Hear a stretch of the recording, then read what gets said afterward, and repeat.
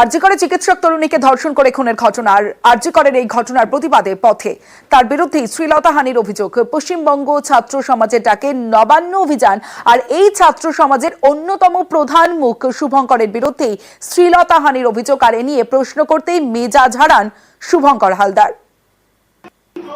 শ্লীলতাহানি পশ্চিমবাংলার যারা শাসকের বিরুদ্ধে লড়াই করে প্রত্যেকের নামে আছে। আর যে দলের শিক্ষামন্ত্রী পার্থবাবু তার 60 বছর বয়সে মোটা বুড়ি চোখ।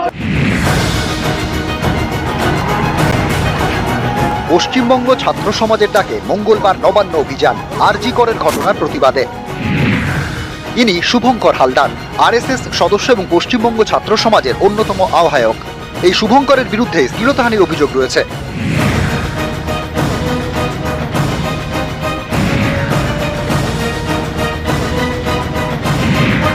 সোমবার এ নিয়ে প্রশ্ন করতেই মেজাজ হারান শুভঙ্কর।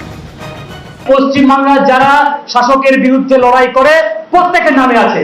আর যে দলের শিক্ষামন্ত্রী পার্থবাবু তার 60 বছর বয়সে মোটা বুড়ি চোখ মোটা বুড়ি নিয়ে যদি গার্লফ্রেন্ড রাখতে পারেন, না বলতে হবে যদি হবো 112 হবো।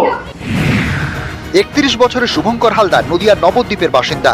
তার বিরুদ্ধে শ্লীলতাহানি সহ একাধিক অভিযোগ রয়েছে নবদ্বীপ থানায়। আমার নামে নবদ্বীপ থানায় 30 থেকে 32টা কেস রয়েছে।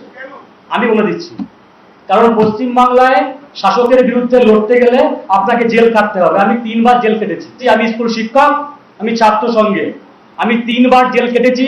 আমাকে বাড়ি থেকে মারতে পুলিশ নিয়ে গেছে, জামা ছিঁড়ে দিয়েছে, সবকিছু করেছে। নিউজ 18 বাংলা।